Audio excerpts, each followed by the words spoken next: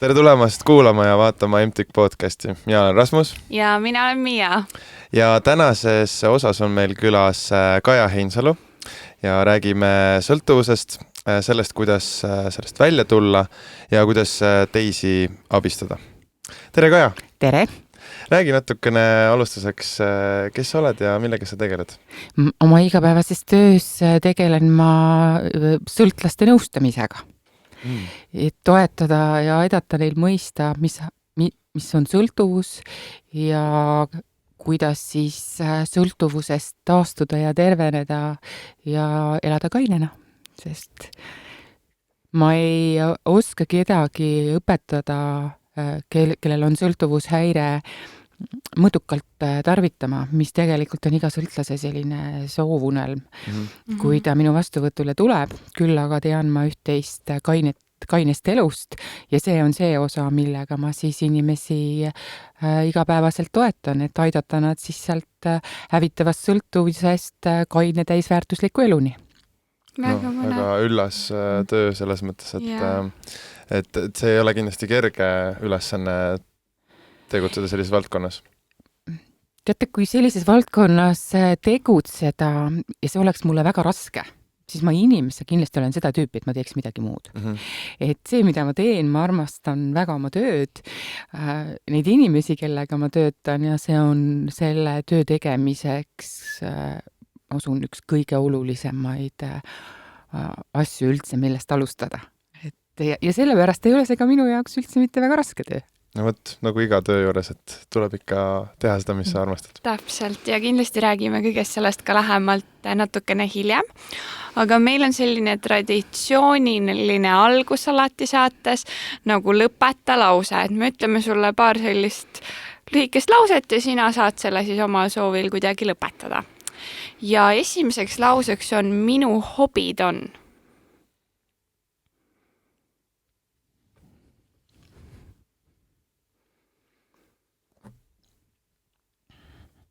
Hobisid on nii palju, et on nagu raske kindlasti valida ühte sellist, on ju, mis hästi sobib. Või siis teine variant on see, et tööd on nii palju, et ei olegi aega. See on täiesti lõite mu praegu lukku selles osas, et ma alati väldin seda, kui inimesed ütlevad, et minu töö on minu hobi. See on täiesti nagu vale. Hobi on hobi ja töö on töö. Aga tõsi on see küll, et tegelikult on tõsi, on et kui ma ütlen, et kui ma pidin kirjutama enda tutvustuse, kes ma olen ja mis mulle meeldib, siis ma mõtlesin terve nädalavahetuse ja lugesin oma kolleegide neid hobisid, mida nad kõik teevad ja kes on käppapidi mullas ja kes on kus. Ja siis ma lõpuks pärast 3 pikka päeva mõtlemist kirjutasin, mulle meeldib niisama olla, et mitte midagi tegemise aeg oleks viljakas. Aga tegelikult see on ka väga hea hobi mingis mõttes, et nagu selle kõige muu kõrvalt ka oma akusid laadida, et ma ei tea, mul on vaja päevas seda aega, kus ma saan nagu lihtsalt puhata, lihtsalt olla. Mul ei ole ühtegi kohustust, ma saan lihtsalt iseendaga olla vahel. Jah, ma olen ka viimasel ajal õppinud seda nautima, sest et mulle meeldib ka hästi aktiivne olla, teha igast asju, aga siis mingi hetk sa oled seal rongi või rataste vahel ja siis tuleb nagu välja, et ei jaksa enam. Et see on tegelikult päris hea hobi, see aja maha võtmine ja puhkamine on ka asi, mida tuleb osata. Nii on, ja mida tuleb ka õppida, kui ei oska. Nii, siis järgmine, minu parim päev. Või võib-olla ka parim mälestus, midagi sarnast. No siiski minu elu parim päev on 24. jaanuar aasta 1996. Nii, mis siis juhtus kuidagi? Siis tegin ma otsuse, et ma pean midagi ette võtma oma eluga ja abi otsima oma alkoholiprobleemile. Selge, saame selle juurde kindlasti tagasi tulla veel. Kõige eksootilisem loom, mida päris elus olen näinud.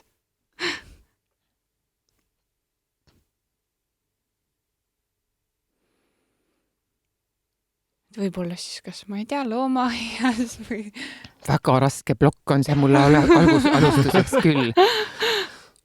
Ega see ei peagi lihtne olema, see ongi see koht, kus me paneme natukene ajud tööle just kastist välja.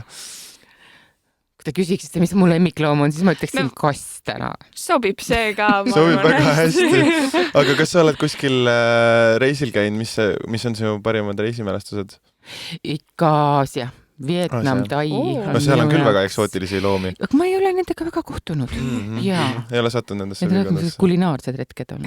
Muidugi mõnus, mulle meeldib ka Aasia köök on väga-väga mõnus. Siis selline lause, et ma soovin, et iga inimene oleks õnnelik. No võt, see on väga ilus mõte. Ja siis viimaseks, et sõltuvus on ravimatu progresseeruv ja surmaga lõppev haigus ja ainult täielik karskus on see, mis võib teha meist normaalsed inimesed ja hoida meid sellistena. See oli nüüd kuskilt raamatust võetud. Nii alustan ma praktiliselt iga päev oma tööpäeva, kui ma kohtun inimestega.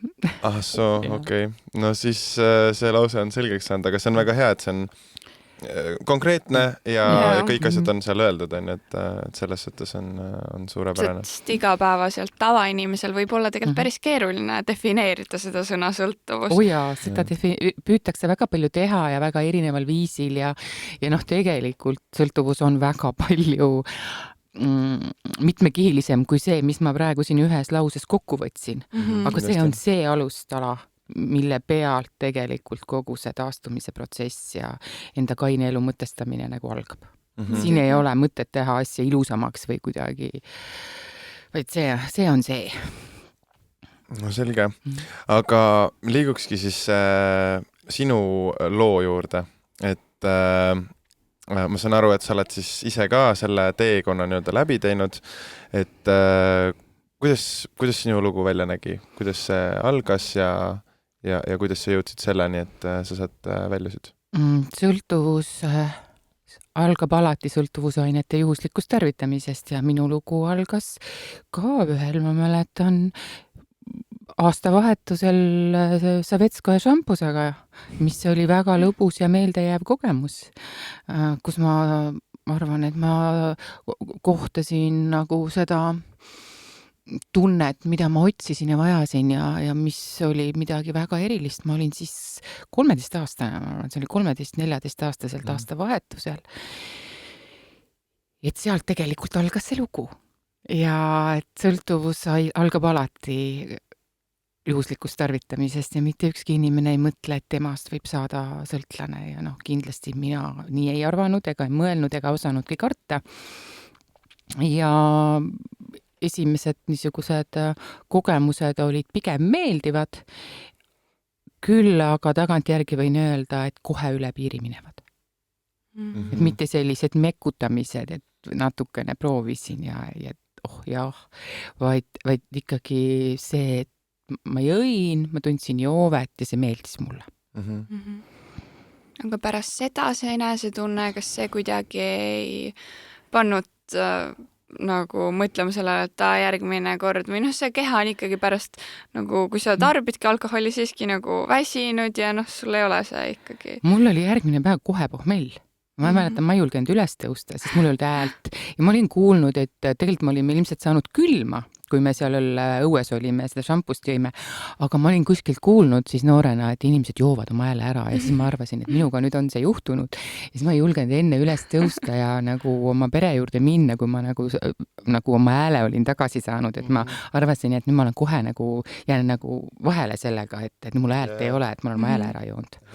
Aga kuidas sul siis oli see kogemus, et kas vanemad said teada ja kas see oli kuidagi, sellel ajal oli see kuidagi hästi karm või kuidas sul kodus oli? Mul on nagu meeles, et ema nagu muigas ja see ei olnud küll mingisugune draama, millest oleks mingi sündmus tehtud ja ma isegi ei tea, kas ta tegelikult sai aru või ei saanud. Et isa kindlasti mitte, tema vaatas 1. jaanuaril terve päev televiisorit ja see ei olnud mingi sündmus. Nojah, eks see oli ilmselt vanematel ka tore õhtul selles mõttes, aga päris noorelt siis ikkagi nii-öelda alustasid selles mõttes, aga see on vist üldse tänapäeval ka päris suur nähtus, et aina nooremalt alustatakse. Tegelikult selles vanuses alustatakse ka täna ja ja need lood, mida mina siis oma tööd tehes inimestega kohtudes olen märganud, on ikkagi see, et kuskil 14-15 aasta juurde need esimesed tarvitamiskogemused jäävad. Et seal on nii palju sellist uudishimu, piiride ületamist, sõpradega koos, seal on kõike muud kui joome viina maitse pärast. Vaid ikkagi seal on hoopis teised vajadused, mida noor inimene rahuldab, kui ta esimest korda alkoholi tarvitab.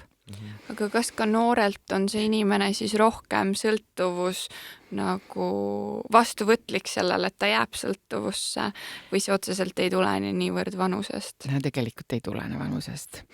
Kuigi kui me räägime nüüd alkoholi mõjust noore inimese ajule, siis see on tegelikult natuke teine teema. Aga see, kui hakatakse alkoholi tarvitama noores eas, siis see niisugune miinuspool selle asja juures on nagu rohkem see, et see inimene emotsionaalne, sotsiaalne, nagu ebaküpsus. Ja siis ta tarvitab alkoholi ja siis avastab, et et ta on saanud ühe suurepärase abilise endale, mis selle võrratu mina temas esile toob, et kui tantsusamm muidu ei tulnud välja, ei olnud väga julge ja jutt ka ei jooksnud, et siis alkoholi või aineid tarvitades õnnestub see väga palju paremini ja inimene tegelikult kasvab nii, et ta sotsiaalsetes olukordades tarvitades alkoholi on kainena täiesti nagu ebaküps hakkama saamaks nendes olukordades. Ja suurem osa inimesi tegelikult kasvab sellest välja. Aga üks osa jääb sõltuvusse, et statistiliselt umbes 10% inimestest haigestub sõltuvusse.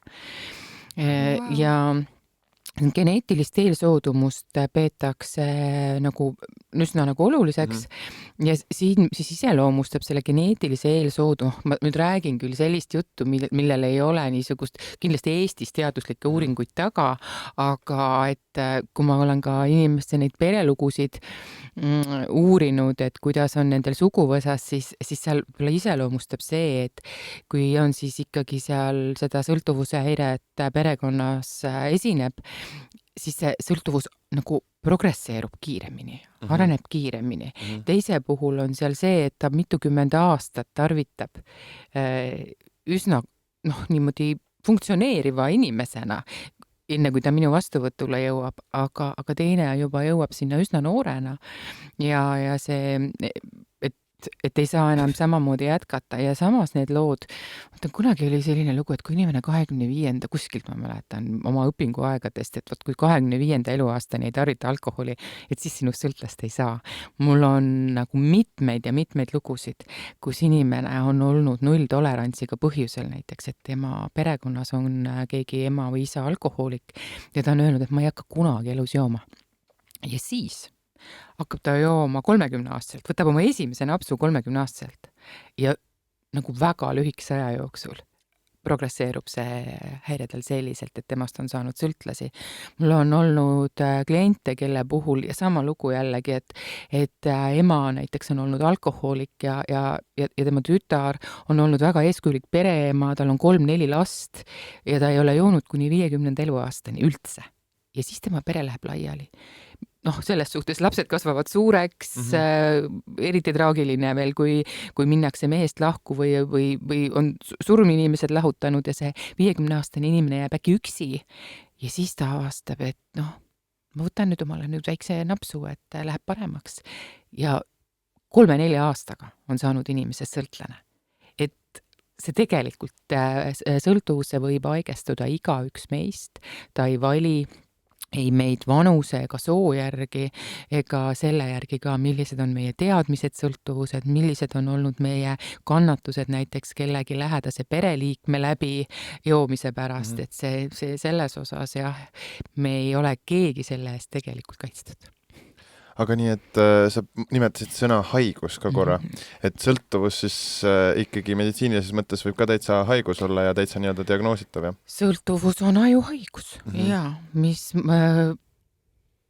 mõjutab aja jooksul inimese kõiki tema eluvaldkondi, nii tema vaimset tervist, füüsilist tervist, tema sotsiaalseid suhteid, tema psüühikat, et ta ei jäta puutumata mitte ühtegi inimese olulist eluvaldkonda. Ja tegemist on haigusega, millel ei ole ühtegi kindlat ravimeetodit. Ja kõige kindlam viis selle haigus, nüüd on hakatud nimetama seda häireks, ega ta sisu muutunud ei ole, me võime nimetada seda kuidas tahes, aga kaasaegselt öeldakse sõltuvushäire, et mitte ühtegi kindlat ravimeetodit sellel ei ole. Ja see, et see haigus ei progresseeruks, on kõige kindlam viis ainete tarvitamine lõpetada täielikult. Et aju saaks taastada neid funktsioone, mis ainete tarvitamise tagajärjel on häiritud. Aga kui pöördumatud need häired võivad olla, mis ajule siis on tekitatud näiteks? See sõltub kindlasti tarvitamise pikkusest, see sõltub tarvitatavatest ainetest ja muidugi inimese individuaalsetest eripäradest ka, aga see, et need niisugused vaimne võimekus ja meie kogu emotsionaalne niisugune taastumine, tervenemine, kui ikkagi seda asja võetakse tõsiselt, ja siin ma ei räägi nüüd sellest, et taastumine ja tervenemine on see, et ma lõpetan tarvitamise ja sellega nagu ongi haigus seljatatud, et sealt alles taastumine algab, aga tegelikult juba mõne karske kuu jooksul inimene tunneb ennast märgatavalt paremini ja tema uni läheb paremaks, tema kontakt oma emotsioonidega, võib-olla esmakordselt elus, võib-olla isegi natukene, et ma ei ütle, et see on parem, see võib olla kohati isegi hirmutav, sest alati on tarvitamisel mingi juurpõhjus. Ja miks on hakatud tarvitama? Et me võime siin tegelikult võtta täiesti ikkagi rääkida sõltuvuse ainetest laiemalt, ka tubakas, uimastavad ained, alkohol ja me teeme seda põhjusel, et ta toob meile mingisugust kasu elus. Seal on mingi juurpõhjus. Ja kui me seda juurpõhjust siiski enda jaoks ei leia, siis on kainena väga halb olla. Ja millised, et võtame, et me tegelikult ju see lühiajaline kasu, et ma saaksin paremini siin elus hakkama, see on päriselt nii. Et kui see nii ei oleks, siis ei saaks kellestki sõltuvust. Aga kahjuks aja jooksul see abiline hakkab töötama inimese vastu, et kui näiteks ma tarvitan selle pärast, et väga levinud põhjused, miks inimesed tarvitavad, on see, et tunda ennast hästi. Tunda ennast paremini. Häda on selles, et aja jooksul see tunne jääb järjest lühemaks tarvitades. Aga see hind, mida sa nagu selline SMS-laen, et see, mida sa järgmine päev selle eest pead tagasi maksma, on oluliselt suurem. Ja siin jällegi sõltub nendest ainetest, mida inimene tarvitab. Et millised on need hilisemad võõrutusnähud, ainete uimastavate ainete nagu mõju ajule ärevuseks, et ma hakkan tarvitama mingit ainet, et ennast rahustada. Aga hiljem selle aine tarvitamine ongi see, et ta tekitab ärevust. Ja nüüd on inimene väga tõsises lõksus. Ta on ärev, tal on siis ravim on see, mis tegelikult seda ärevust tekitab lõpuks, eks ei ole. Aga ta ei saa sellest nagu välja ka. Ja niimoodi see sinna sõltuvuse lõksu jäädakse, sest mõte, et ma pean tarvitamise lõpetama, on väga õudne. Kuna siis mul ei ole üldse enam tore ju. Et nüüd on natukenegi. Aga siis ei ole ju sedagi, sest oma niisugusest, mida rohkem inimene joob ja tarvitab, seda lühemaks jääb see heaolu seisund ja kainen olla on paha olla. Sest võõrutuste nähud, nii füüsilised kui psüühilised, on nii tugevad ja inimene hakkab seda seostama juba alateadlikult kaine eluga ja siis ma ütlen talle, et sa pead alkoholi tarvitamise või ainete tarvitamise lõpetama, see ei tundu üldse tore. Ta on kannatus. Aga mis sa arvad, palju on ühiskonnas üldse selliseid inimesi, kes ise ei saa aru, et neil on probleem? Sest ühiskonnas me paratamatult kipume vältima või eitama seda, et meil nüüd midagi on valesti või viltu. Et on inimesi, kes ütlevad, jaa, on probleem, ma tean seda, aga nad nagu ka ei tegutse selle pealt, aga ma arvan, et suurem osa siiski on selliseid, kes arvavad, et see klaasike päevas veini ei ole siin midagi hullu. sõltuvuse üks sümptomitest on eitamine. Ja sõltuvus kaitseb alati sõltuvust, mitte kunagi inimest. Et natukene skisofreeniline jutt, aga tegelikult, et kui inimene hakkab teadlikult taastuma, tervenema, siis mina õpetan neile alati seda, et katsuge nagu eraldada endast see häire. Ja see, et kuidas sõltuvus mõjutab meie mõtlemist ja see mõte ongi, et mul ei ole probleemi. See on mulle okei, see on mulle hea. See klaasike veini ei tee mulle midagi ja siis niisugune otsida toetust oma tarvitamise õigustamisele, et uskuge, joomiseks ja uimastite tarvitamiseks leiab inimene oluliselt palju rohkem põhjuseid kui selle lõpetamiseks. Ja me ju, see on ju sama lugu, et hakkad omal autot ostma ja valid margi välja ja siis näed terves linnas ainult tundub, et pooled inimesed selle autoga sõidavadki, eks ju. Sama lugu on oma tarvitamise õigustamisele. Kõik joovad ja siis otsime veel hästi palju niisuguseid edukaid inimesi maailmast, kes on elu lõpuni joonud ja räägime, no näed, vot, tema oli äge inimene, aga kui me nüüd hakkame mõtlema neid ägedaid inimesi, kes tegelikult on üledoosi surnud või alkoholi tagajärjel oma elu lõpetanud, siis uskuge, neid inimesi on väga-väga palju rohkem kui neid üksikuid imemehi, eks ju, kes on kõrge vanuseni igapäevaselt tarvitanud ja oma suurteoseid loonud. Jah, et tegelikult kui vaadata ka mingeid suuri artiste, siis hästi palju tegelikult lähevad selle küüsi, on ju. Ja ju väga noorelt ka, näiteks Aviciil oli ka minu arust see teema, on ju, et väga õudne, jah. See ei pea tihti olema ka nagu ainult alkohol või isegi mingi narkootilised ained, näiteks mingid unerohud ja sellised asjad, mis ka nagu aitavad sul mingis mõttes eluga mingil viisil toimima tulla, kui on keeruline. No järjest rohkem opioidisõltuvus on ka jõudnud Eestisse ja ta on nii nagu peidus selles osas, et mis on selle häda, on see, et inimesel sinna nagu konksu, et see on nii lihtne saada. Sest ta ju pöördub päris sümptomitega arstile. Tal on ärevus, ta ei saa magada. Arst ei ole terapeut. Arst aitab talle ravimitega tal seda näiteks siis leevendada. Aga sõltuvusele on omane see, et me ei pea piirikogustega. Ärevusele on omane see, et ma hakkan kartma oma ärevust, ma võtan igaks juhuks enne, ma võtan igaks juhuks rohkem, et siis ma ei ole ärev.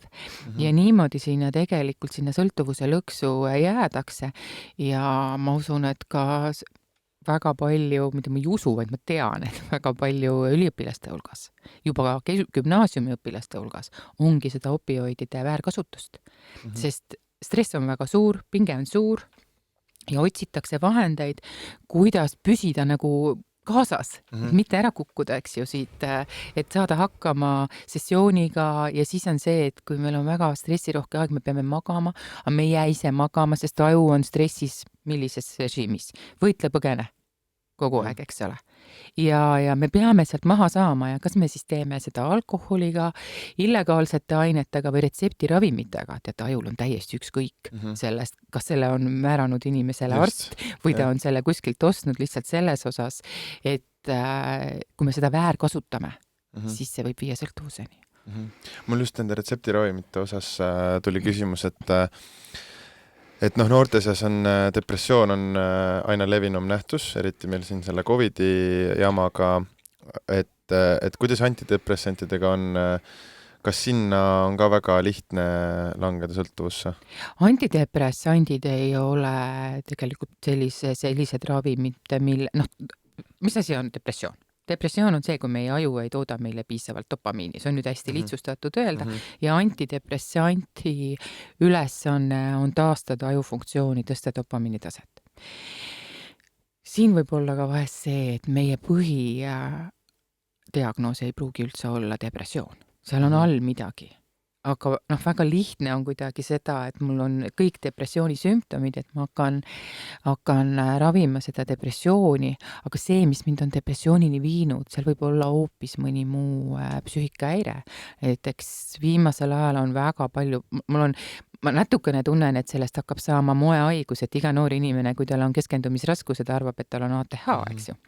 Aga tegelikult ka ATH on hakatud Eestis ikkagi korralikult diagnoosima ja sealt näiteks täiskasvanud inimeste puhul täna 40-50-aastaste inimeste hulgas, ka minu klientide hulgas on mitmeid, kelle puhul on psühhiaater diagnoosinud aktiivsustähelepanu häire ja kui me nagu vaatame tagasi selle elule, mis teda tarvitama viis, et mida teeb noor inimene või üldse inimene? Ta tahab ellu jääda ja ta otsib neid viise, kuidas tunda ja hakkama saada siin maailmas. Ja sealt uimastavate ainete, psühhoaktiivsete ainete tarvitamine ka illegaalselt turult annab talle selle tunde, et ma saan olla niimoodi normaalne, ma saan niimoodi funktsioneerida ja küll ma siis lõpetan, kui nagu jamaks läheb või et et me ju keegi ei arva, et see asi läheb käest ära. Vaid ikkagi see, et minuga on kõik okei, nagu sa ütlesid, eks ju, et see eitus, et eitus ei puhka kunagi. Ja siis, et klaasike veini ei ole ju mingisugune probleem. Iga õhtu. Mis siis, et see ei ole ammune klaasike? Ja sellest klaasist saab 2 ja pudel ja võib-olla teinegi, aga see varjamine ja valetamine sinna juurde käib alati sõltuvusega kaasas. Kõik sõltlased on valetajad, eranditult kõik. Muidu meie sõltuvus ei saaks areneda ja inimene valetab ka endale. Aga kuidas üldse, kui sa näed mõnel oma lähedasel, et tal on probleem, siis nagu kuidas läheneda, sest niimoodi, et ta sind kohe välja ei blokeeriks ja ründama ei hakkaks, sest tema ju ei taha tunnistada seda, et kas peaks nagu, et mis viisil oleks see õige viis? Ja see on $1,000,000 küsimus, kui sellel oleks üks vastus, mis kõiki aitaks, küll siis oleks tore, aga ma arvan, et see on üks keerulisemaid kohti oma lähedast aidata. Sest see vastupanu sõltlasel on suur ja sellest on väga ebameeldiv rääkida. Sageli võib olla see peres inimene, kes tegelikult toob leiva lauale. Kes on 96% sõltlastest on funktsioneerivad sõltlased. See tähendab seda, et need on inimesed meie kõrval. Nad võivad olla teie juhid tulevikus, kellest te sõltute. Mis siis, et esmaspäeva hommikul kõik muigavad võib-olla kontoris ja ütlevad okei, ja, aga mitte keegi talle seda ei ütle. Miks? Sest me sõltume sellest inimesest. Sama lugu on ju perekonnas. Et kui see inimene, see ei tähenda, et sõltlane ei funktsioneeri, ei saa hakkama, ei ole võimeline raha teenima. Sõltlased on väga andekad inimesed. Juba põhjusel, et kui nad ei joo, siis nad teevad väga mitme inimese eest sageli tööd. Süütundest ka, et õigustada oma joomist ja oma tarvitamist. Või lihtsalt, ütleme, et sõltlasi on igalt elualalt, lihttöölised, ametnikud, tippjuhid, 10% nendest on sõltlased. Ja kui sa sõltud oma emast ja isast ja lähed talle ütlema, et küll sa jood liiga palju, sa riski sellega, et sa lähed temaga tülli, see on tohutult ebameeldiv. Ja nii võib olla peresid, kus ema joob iga päev. Absoluutselt iga päev. Ja mitte keegi mitte kunagi aastate jooksul temaga sellest ei räägi. Sest tema on juhtumisi väga edukas inimene, kellest kogu see perekond ka täiskasvanud, lapsed sõltuvad. Ja muidugi teine pool on ikkagi see, kus sellest räägitakse ja seal antakse palju lubadusi, seal on väga palju pettumust, seal on see, kus lapsed ei saa olla lapsed, kus lapsed võtavad vastutust, kus lapsed peidavad ära autovõtmeid, kus tegelikult nemad arvavad, et nad on, mitte nad ei arva, vaid nad võtavadki seda vastutust elus üle seal, kus vanem ei juhi. Et igal juhul nüüd vastates siis ka proovides vastata sellele küsimusele, et terapeutiline suhe pereliikmete vahel ei ole võimalik, aga suunamine ja sellest rääkimine kindlasti on vajalik. Et mitte mängida kaasa seda mängu, et elevant on elutoas, aga keegi ei räägi. Rääkida nendest tunnetest, mis toimub minuga, kui sina jood. See on näiteks teraapia üks osa, kus sõltlased arvavad sageli, et näiteks nende teismelised lapsed ei tea. Isa tuleb koju või ema tuleb koju, tal on süsteem. Kell 5 võtab esimese napsu. Nii, siis teeb süüa, siis talle tundub, et niimoodi sujuvad kõik need kodutööd ja asjad palju paremini. Ta ei joo seda üldse klaasist, ta joob seda kohvitassist. Siis ta teab, et nii, nüüd on, et see on tõesti see kogus, mille ta õhtu jooksul ära joob ja kell 9-10, kui lapsed lähevad magama, siis on nagu see päeva kõige oodatum aeg on käes. ja hommikul ärkab ta üles, viib lapsed kooli, ta teab selle koguse juures, puhub ta nulli, võib-olla kontrollib ka ja siis inimene arvab, et tema juhib oma elu ise. Ja mina ütlen, sõltuvus. Alkohol juhib su elu. Mismoodi? Mina ju juhin, on ju. Aga tegelikult see mõte, millal ta saab tarvitama hakata, kuidas see käib. Kui ta hakkab kell 5 jooma, siis juba kella 2 aeg ilmselt ta töö juures hakkab sellele mõtlema, millal ta siit töö juurest pääseb, kuidas ta läheb. See hakkab alati palju varem. Ja arvatakse, et mu lapsed ei saa ju aru, nad ei tea ju. Ja tegelikkuses see nii ei ole. Aga lapsed ka ei julge selle vanemaga rääkida, et nad sõltuvad sellest lapsest. Lapse jaoks on vanema autoriteet. Teraapia üks osa, mul just siin Eestis selliseid teraapiakeskusi üldse ei ole. Aga näiteks mul siin just nädal tagasi kohtusin oma Soome kolleegidega, kus Minnesota kliinikus, kus sõltlane on 28 päeva, on üks nädalavahetus, kus siis pered kohtuvad, kui nad on 28 päeva kinnises asutuses ja ühel nädalavahetusel on siis see kohtumine peredega, kus iga pereliige ütleb, mida ta on pidanud taluma, mida ta on pidanud kannatama selle pärast, kui siis nende lähedane on tarvitanud ja see sõltlane peab seda kuulama ja võtma selle vastu ja see aitab teda üle eitusest, sest me ei pruugi üldse mõista, kui palju kahju me tegelikult enda lähedastele sellega teeme. Ma tahtsingi just küsida, et kui palju sa ise ja võib-olla kui üldse inimesed kaotavad oma lähedasi sõltuvusse sattumuse käigus? Sõltlased reeglina jäävad üsna üksikuks. Et me kaotame, me ei taha enam ise ka suhelda väga või see kontakt hakkab selle ümbritseva maailmaga jääma järjest väiksemaks. Et see niisugune kirglik suhe alkoholi ja ainetega on see, mida inimene igatseb, see süütunne, häbitunne, mida tegelikult tarvitamine inimese jaoks tekitab, on nagu tarvitamismootor. Ta ei saa selle tundega hakkama. Ja siis mida ta teeb? Tarvitab veel rohkem, eks ju. Juba Väike prints.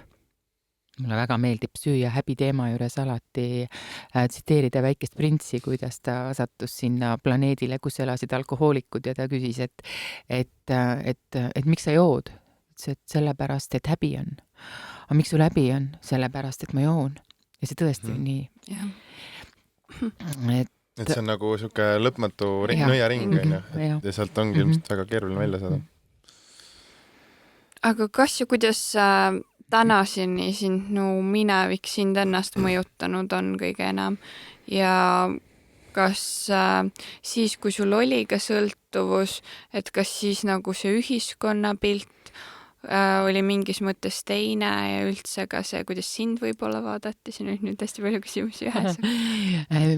Mina jõin hästi kiiresti ja palju, et minu aktiivne sõltlase elu ei olnud väga pikk, et kui ma teile oma esimest tervitamisest rääkisin, siis esimesest korrast alates ma ei tundnud oma piiri ja ma mäletan, ma käisin meditsiinikoolis ja siis meil oli palju tipipoistega, siis oli kohtumisõhtud ja ma teadsin näiteks, et ma ei tohi juua.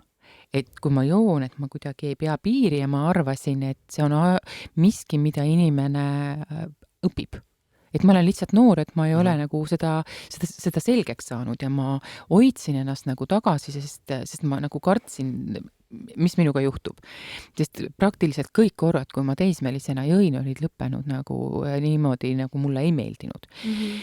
Ja kui ma sain 18-aastaseks, siis ma arvasin, et nüüd olen ma täiskasvanud inimene, nüüd ma võin tarvitada nii palju, kui ma tahan, minuga ei juhtu enam midagi, mind ei visata koolist välja ja väga kiiresti läks asi niimoodi, et alkohol muutus kõige olulisemaks, et kui töö ja kui valida, kas käia tööl või juua, siis ikkagi üsna kiiresti oli see, et ikkagi joomine ja pidu oli olulisem. Minu noorus jääb ka väga sinna pöördelisse aega, kus tuli Eesti Vabariik, kus kõik nagu, kogu elu oli nagu pea peal. Minu vanus, ühiskond muutus, minu enda alkoholi tarvitamine keeras sellele vinti peale. Aga see aeg kuidagi oli nii suur segadus, et ma ei saanud kindlasti üldse nagu aru, et mis minuga päris nagu toimub, aga kui ma sain nagu mõistsin, et ma ei, et see nagu, et ma olen tegelikult oma, kõik, ma ükskord arvutasin kokku, et ma astusin Viide ülikooli ja selge oli see, et seal nagu väga pikalt vastu ei pidanud, siis arvasin ma, et kindlasti on nüüd süüdi see keskkond, kus ma elan, et ma pean seda keskkonda vahetama. Siis ma olin 25-aastane, kui ma tegin väga äkilise pöörde oma elus ja mõtlesin, et ma kolin ära. Ja kolisin ära ja sealt tuli üksi joomine.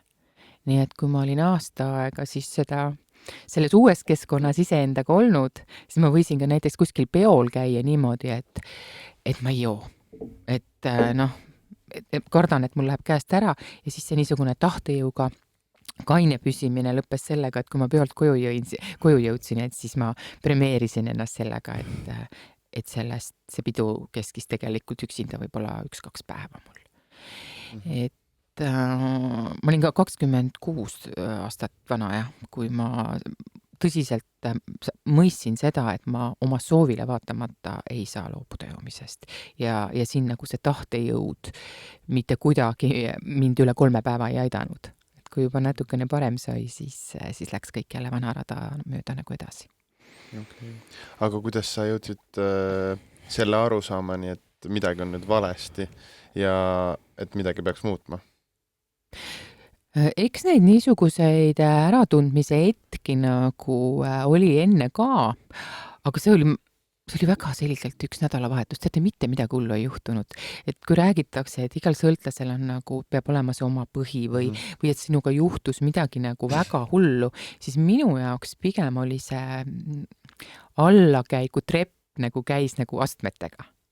Et ja see niisugune huvipuudus ja nagu tahtepuudus lõpuks üldse osaleda mingisuguses elus. Et ma pean siiski tunnistama, et ma nägin enda väljapääsu selles, et ma peaks üldse siit elust nagu ära minema.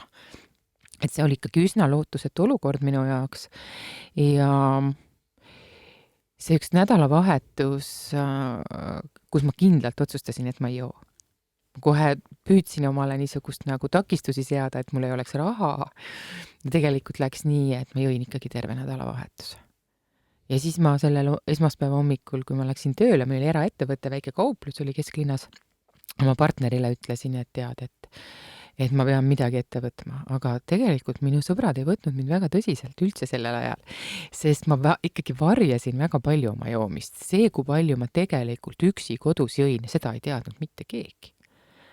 Et kui sul on 5 sõpra ja sa ikka ühe päeva nädalas näitekski jood, siis nende jaoks jood 1 korra nädalas. Aga minu jaoks muidugi ei olnud see 5 päeva nädalas 5 sõbraga enam joomine, vaid üksi joomine kodus. Aga väljaspoolt ei tulnud siis üldse kommentaare, et kas sul on probleem või et mingisugust sellist? See on huvitav, et need, kes kommenteerisid, mõningad märgid olid. Ja ma loomulikult nagu, ma ei saanud üldse aru, millest nad räägivad.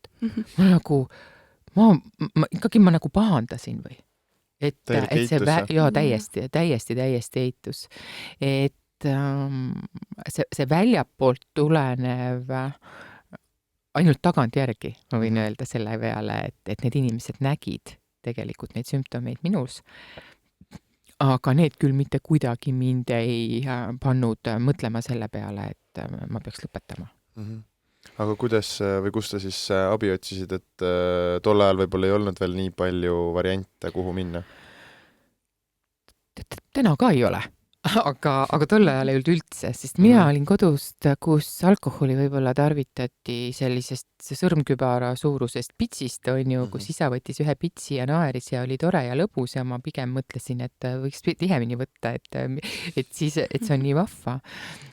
Aga meie kodus oli ka selline nagu suhtumine, et joodikud on ikkagi nagu tahtejõuetud inimesed, vastutustundetud inimesed ja ma olin kuulnud siis nagu rääkimas täiskasvanud inimesi sellest Wismarist.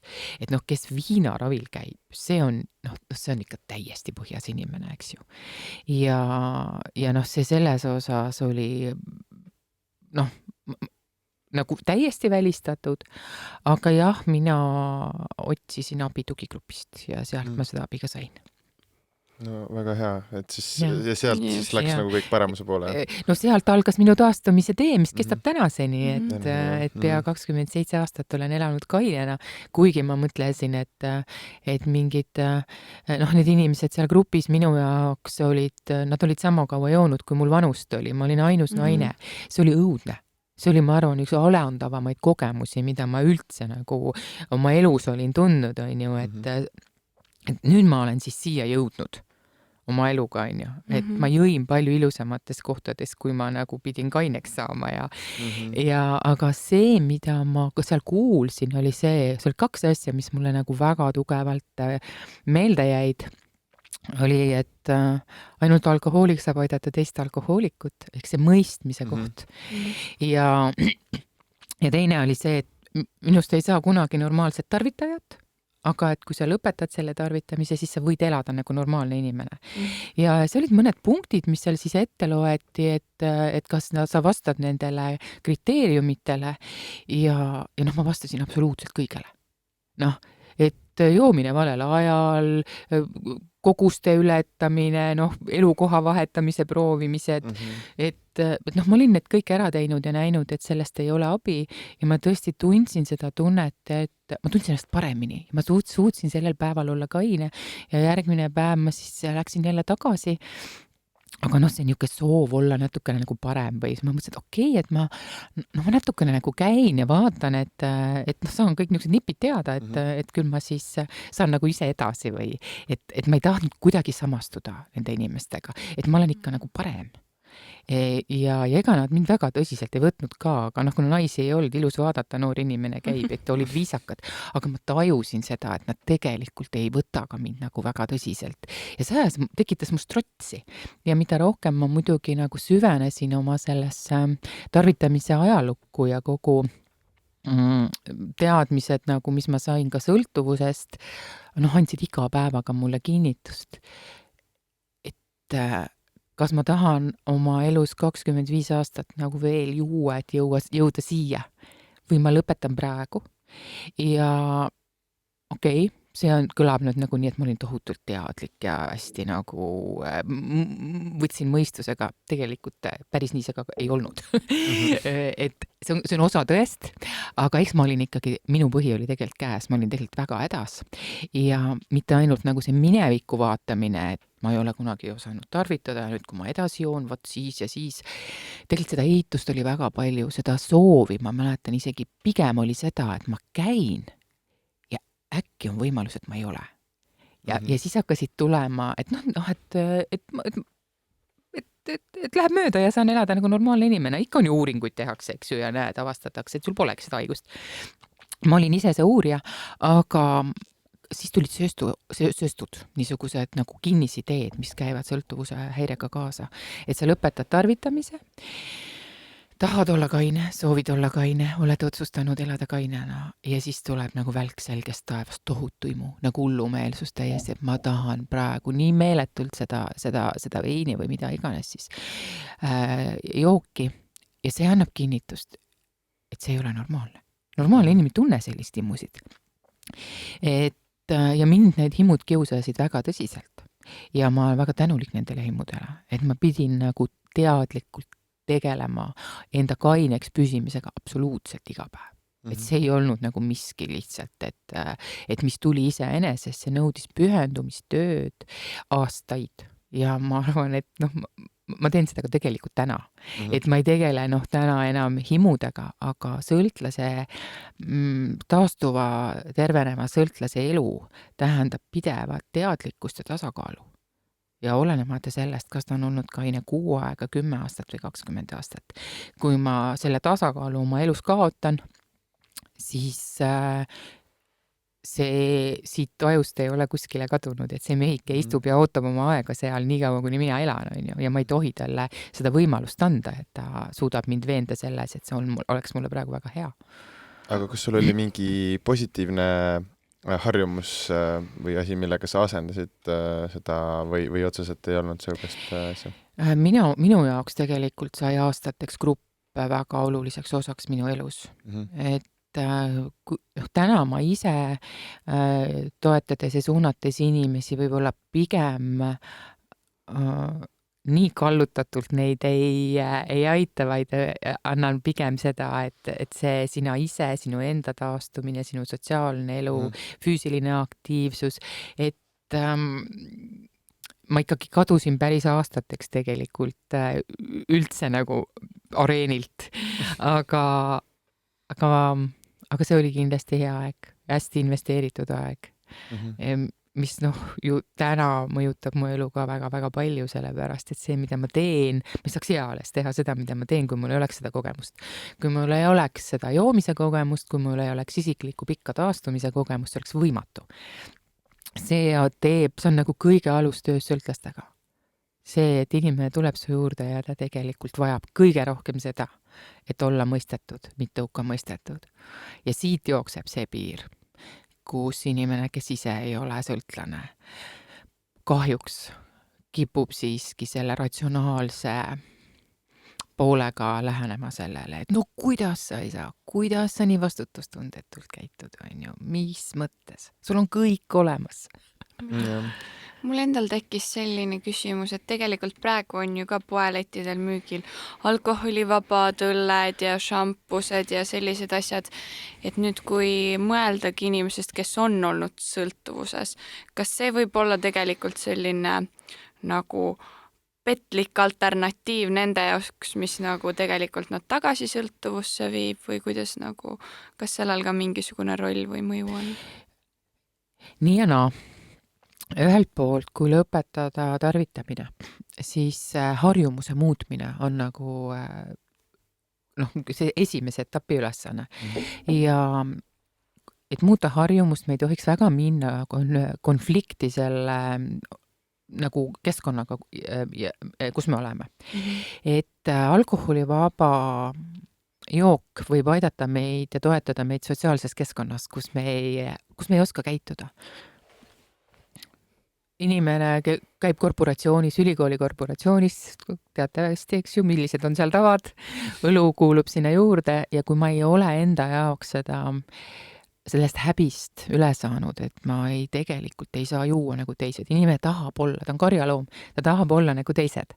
Ühelt poolt me tahame olla nagu seda unikaalsust endas avastada, aga samas olla ikkagi grupis ja võtta nendest rituaalidest ja tavadest osa, et siis tean ka mitmeid korporante, kelle puhul on see, et nad teevad seda alati alkoholivaba õluga ja tean ka ühte korporanti, kes varjab tohutult seda, et tal on seal alkoholivaba õlu, sest ta häbeneb tohutult oma seda sõltuvust, on ju.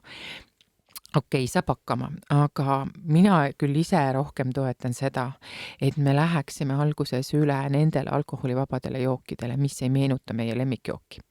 Sest seal see tarvitamisigatsus on hästi tugev alguses ja siis sa jood seda, see pole see.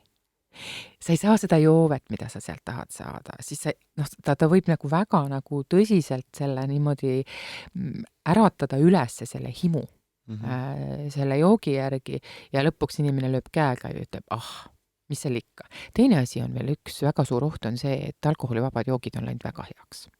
Ja me ei tee vahet, kas ta on alkoholiga või ei. Ja seda tõsiselt esineb päris nagu palju, kus inimene ajab klaasi segamini, kus talle tuuakse vale jook ja kuna ta on nii sarnane selle alkoholiga, siis ta joob seda lootes, et see ei ole alkohol, aga kui see kogus on juba piisavalt suur, siis himu võib, ta äratab selle himu ülesse. Mul oli hiljaaegu üks klient, kellele toodi üks niisugune imeravim, et võta seda iga päev ja mingi väga vastiku maitsega, mingid ravimtaimed sees ja ta käib mul raviprogrammis ja ütleb, et saad aru, et ma olen hullumise ääre peal himuga. Et see himu läheb iga päevaga järjest suuremaks ja suuremaks, kuni ta lõpetas ikkagi nagu tõsises joomatsüklis, vanem mees. Ja siis selgus, et see tema ravim, mis talle toodi, oli puhtu piirituse peal. Aga kuna see oli nii tohutult ebameeldiva maitsega, siis ta ei saanud aru, et seal on alkohol. Aga ta tegelikult igapäevaselt seda tarvitades toitis seda saatanat seal sees, kes tegelikult tahtis järjest rohkem ja rohkem, eks ju. Et nii palju ägedaid jooke on tulnud turule, limonaade asju, et see selles suhtes ma pigem soovitan ikkagi tarvitada neid. Aga kas see on tõesti, need alkoholivabad joogid maitsevad tõesti nii sarnased, isegi ei saa aru vahepeal? Aga millised sõltuvused on inimestele kõige vastuvõtlikumad või millesse kõige rohkem langetakse? Suhtesõltuvus. 98% inimestest on suhtesõltlased, viimased uuringud ütlevad 100. See on natuke nali ka, et eks me oleme ju sõltuvad. Aga mis ajast algab see sõltuvus? Me võime kõigest muutuda sõltuvaks ja olemegi sõltuvuses, aga kus ta on siis see kahjustab meid, on see, kui ta hakkab juhtima meie elu. Kus me ei saa enam ilma selleta, kus tekib kinnisidee. Trenn on väga kasulik, eks ju, aga kui me pidevalt mõtleme sellele, et me peame minema trenni, kui me oma kohtumised lepime kokku trennisaalis, sest ma kulutan aega niisama, kui ma sinuga istun kuskil, et parem kõnnime seal lindi peal ja räägime oma jutud seal ära, siis inimene ei ole ju enam vaba. Kui ta on kogu aeg emotsionaalselt seotud sellega, kas ta on suhtes või ei ole. Millises seisus see suhe parasjagu on, kas ma tean, kus ta on, kas ta on mulle täna hommikul juba kirjutanud, kui ta ei ole mulle kirjutanud, nüüd ta on mind maha jätnud. Et see üks sõltuvus viib sageli teise sõltuvuseni, et hakkama saada selle tundega. Sõltuvus on tundeeluhaigus alati. Ja mis on see primaarne sõltuvus? See ei pruugi alati olla üldse ainesõltuvus, aga me hakkame leevendama neid tundeid nende ainetega, millega me hakkama ei saa. Ja sealt võib saada siis ainesõltuvus primaarseks sõltuvuseks.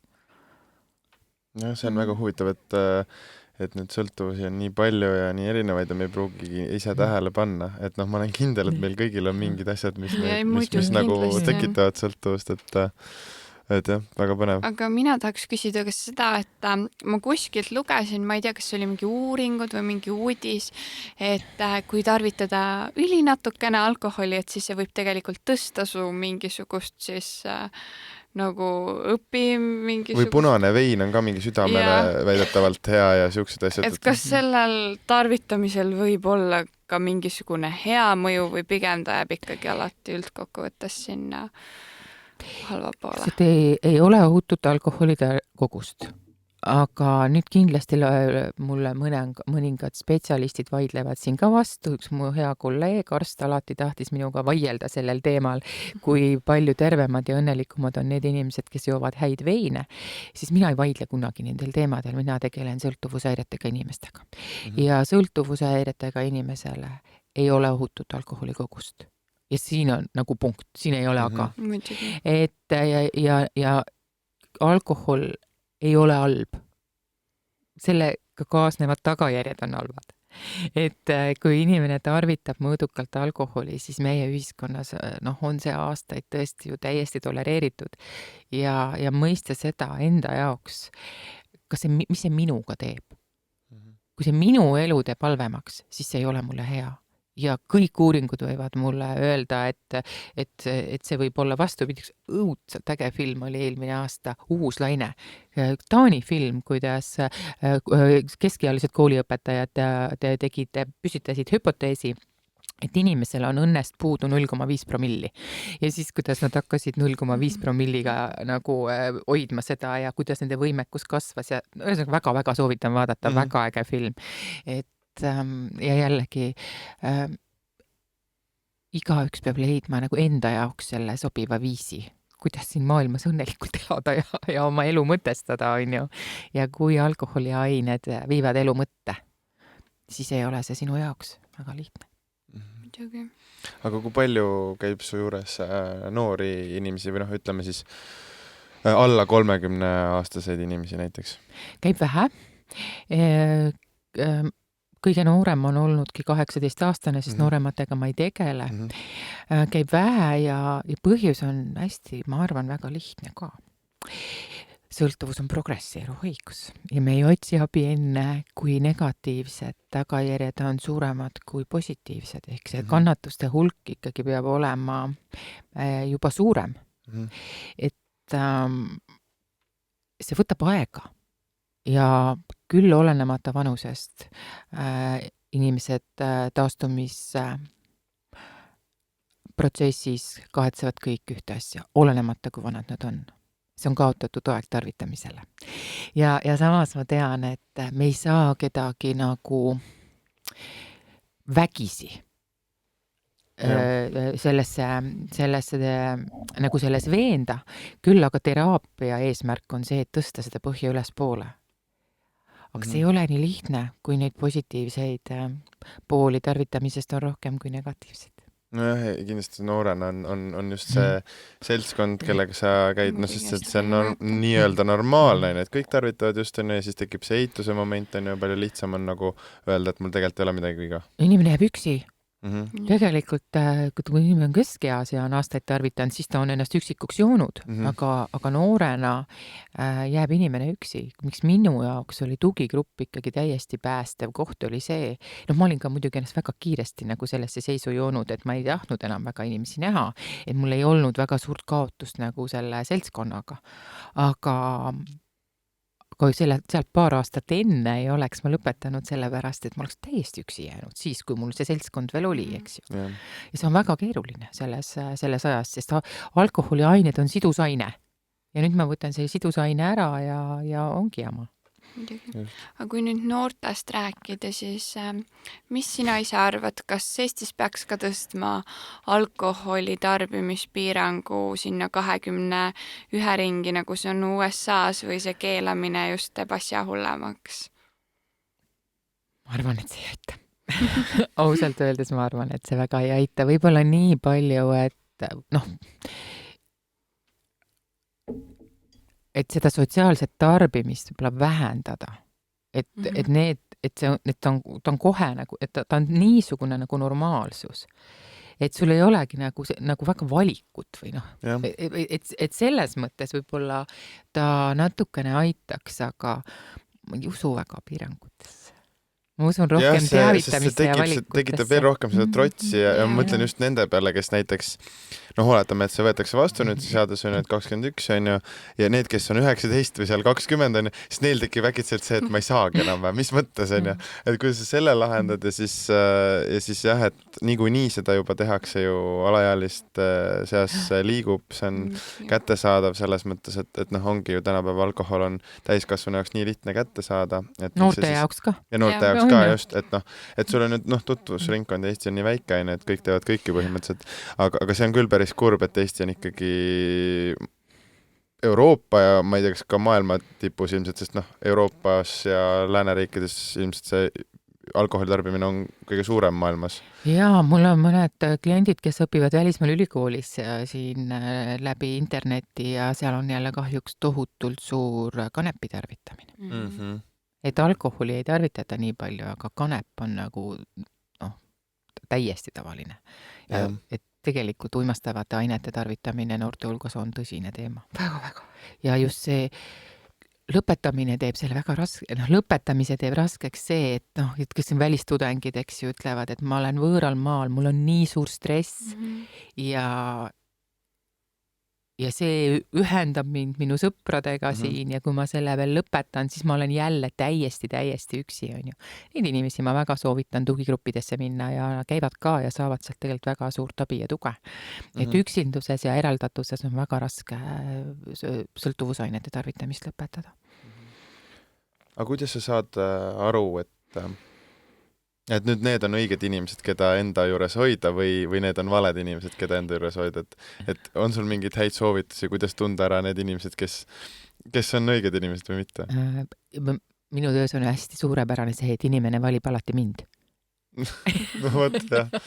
Et kui mina teda kõnetan selliselt, et ta tuleb tagasi, siis me järelikult klapime hästi ja ikkagi nõustamise teraapiatöös on see kahe inimese vaheline nagu suhtlus kõige olulisem, et kas see kontakt tekib või ei teki.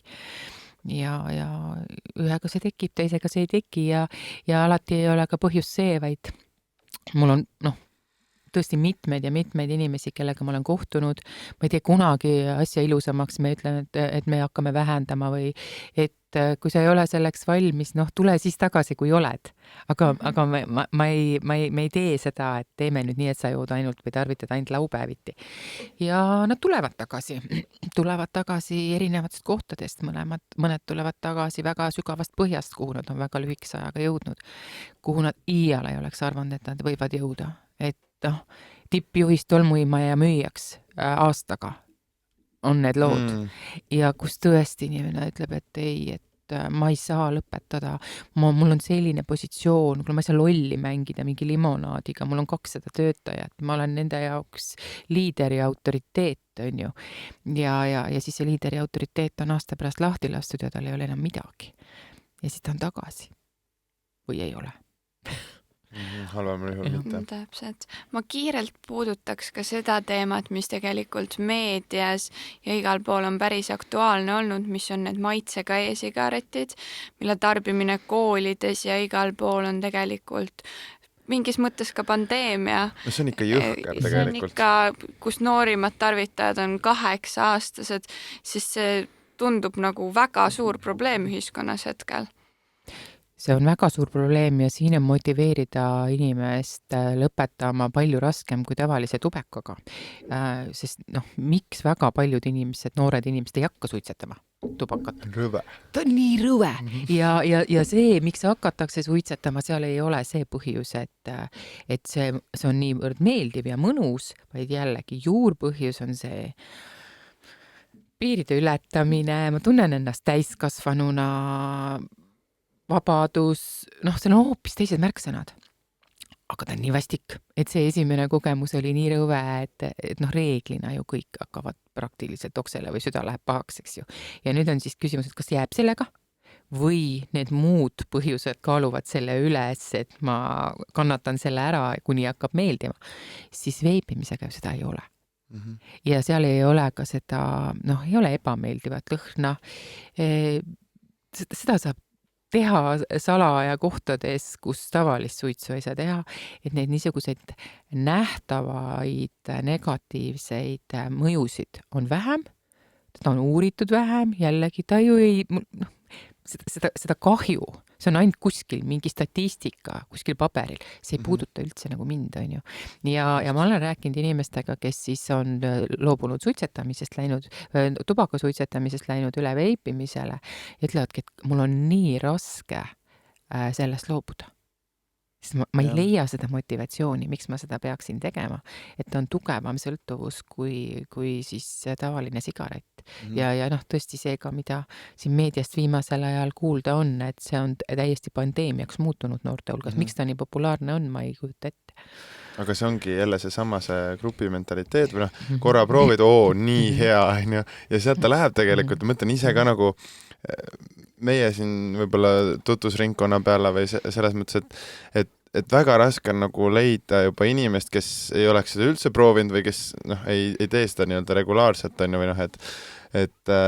või lihtsalt ka pidudel kuskil on, et ikka et proovid või annad, sealt tegelikult levivad ju haigused ka, muud haigused on, et tegelikult on nagu endale ka veits siuke reality check, et wow, nüüd on nagu see koht, et ma arvan, et sellest peaks nagu rohkem rääkima ka, et nendest mõjudest, aga ongi siin nii vähe väljas, et seda ei ole uuritud, aga ma mingit artiklit just lugesin, et põhimõtteliselt tõmbad endale mingeid metalliosakesi ja asju sisse, ja siis see mind pani ka korraks nagu mõtlema, et wow, võib-olla ei ole vaja, on. Et tegelikult tubakas ju, okei, tänapäeval enam mitte, aga on ikkagi naturaalsem selles mõttes või et ta koosneb nagu sellest taimest ja sellest, aga see on ka nii keeruline. Ja just. See oli tohutu hulk, mis on need kahjulikud ained. Aga nagu e-sigaretis on neid veel rohkem. Ja teistsugused. Ja keemilised ja igasugused, et sellest suht õudne, jah. Aga korra puudutasid ka seda teemat, et kuidas siis tubaka suitsetamisest on sellele veipimisele üle mindud, et kui tihti see juhtub nii, et ühest sõltuvusest saab teine, et ma ise tean, et kui inimesed mingid lood ongi, et kui näiteks suitsetamisest proovitakse loobuda, hakatakse meeletult magusat sööma või leitakse nagu mingi see muu asi, millest nagu siis sõltuda. Et kas see on nagu tihe nähtus? Ristsõltuvus või see, et mis vajadust ma rahuldan. Ja kui ma selle ei tegele sellega, mis on mu põhiprobleem, siis ma otsin omale alternatiivse sõltuvuse, et seda tunnet saada. Ma vajan ju tunnet. Näiteks, kui ma suitsetan selle pärast, või üldse suitsetamisest rääkida jällegi, et inimene, kõige levinum asi, miks inimesed suitsetavad, nad ütlevad, see rahustab mind. See aitab mul pausi teha. Ma ei ole kordagi kuulnud, et keegi ütleks mulle, ma suitsetan selle pärast, et ma lõhnan siis halvasti. Ma suitsetan selle pärast, et sinna läheb nii palju raha. Et tegelikult otsitakse ju ikkagi, et see on pausi tegemise koht, see aitab mul keskenduda, see rahustab mind. Aga seda ei teata, et see, millest sa rahustamist vajad, ongi nikotiini sõltuvus, mis teeb sind ärevaks.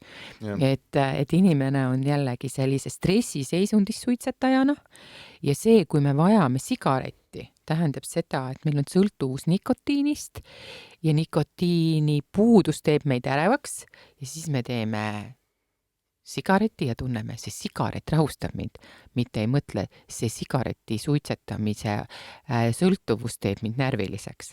Jah, teistpidi. See on tegelikult teistpidi. Või ütleme jah, et alguses võib tunduda nii, aga siis see väga kiirelt muutub. Et suitsetaja on pidevalt võitleb õgene see stressi olukorras oma kehas, mida ta siis kogu aeg peab rahustama, eks ju. Et ei tegeleta selle algprobleemiga, vaid lihtsalt proovitakse kohe lahendada.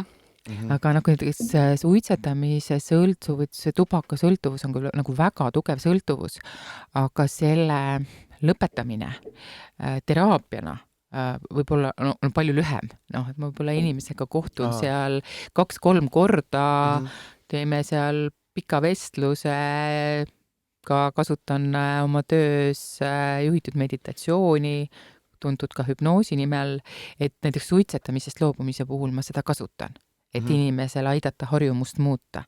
Alkoholisõltuvuse puhul mitte kunagi ma seda ei tee. Sellepärast, et kiireid lahendusi alkoholisõltuvusest taastumisel ei ole põhjusel, et ta mõjutab ja on mõjutanud tervet meie elu. Me peame õppima sotsiaalseid oskusi. Ilma me ei saa siin maailmas kainena hakkama. Seda ei ole võimalik ühegi nõustamisseansiga nagu saavutada, on ju. Me peame õppima oma tunnetega hakkama saama. Jällegi, see on asi, mis inimene peab ise tegema. Ükski terapeut ei saa tema ees seda mingisuguse voodooga ära nagu korraldada. Me peame kujundama endale uusi harjumusi. Kui küsisid hobisid ja ma jäin vaiteks, ju samas on hästi oluline osa taastumisele, et enda jaoks nagu leida neid asju, mis pakuvad vaimset rahuldust. Sest see kontakt enda hobidega ka aktiivsest sõltuvusest kaob või me valime siis neid hobisid, kus me saame tarvitada, eks ju. Et käin kalal ja joon seal juures, et võib-olla enam see kalapüük ei ole nii oluline või käin suusatamas, aga mäele ei jõua. et paraku ta hakkab mõjutama nagu kõike ja nende nagu harrastuste tagasitulek ja tagasitoomine oma ellu on tähtis taastumisel. No nii, võtame vaikselt asja kokku. Meil on seal 2 miljoni küsimust. Esimene miljoni küsimus on, et kuidas sõltuvust vältida? Ära võtta esimest napsu. Väga lihtne. Napsu või siis ükskõik mida. Esimest doosi, et ära seda esimest võtta, siis on võimatu, et sinust võib saada sõltlane. Välistatud. Ja inimesele ei ole õnnelikuks olemiseks. Tegelikult on meile antud inimesena kõik, et olla õnnelik ilma keemilisi aineid tarvitamata. Muidugi. Ja teine küsimus on meil selline traditsiooniline, et kuna me siiski oleme majandusteaduskonna üliõpilas kogu podcast, siis see on kuidagi traditsiooniks kujunenud. Et mis sina teeksid täna, kui sul oleks 1 000 000 eurot? Ma ei teeks oma elus mitte midagi teistmoodi, kui mul täna on. Nii tore vastus, me vist ei olegi midagi sellist vastust päris veel olnud. jätkaksid samamoodi. ja jätkaksin kindlasti samamoodi. väga lahe. Õnnelikud inimesed Ja. on kõige paremad inimesed. Täpselt. Aga suur tänu sulle, Kaja, täna tulemast. Väga põnevad teemad olid, võiksin rääkida tunde ja tunde, aga meil saateaeg vaikselt on täis saanud. Täna siis kirjastus Helios on sulle välja pannud sellise toreda raamatu nagu Foobiate ja maaniate raamat. Ma loodan, et sulle meeldib. Täname kõiki kuulamast. Jälgige kindlasti meid ka Instagramis @taltech_mtük. YouTube'is pange subscribe, vaadake meie teisi osasid ka ja kuulake meid Spotify's samuti. Ja selleks aastaks meil podcastiga ongi kõik. Soovime teile ilusat jõulude aega ja kohtume podcastiga juba järgmisel aastal. Tšau! Tšau!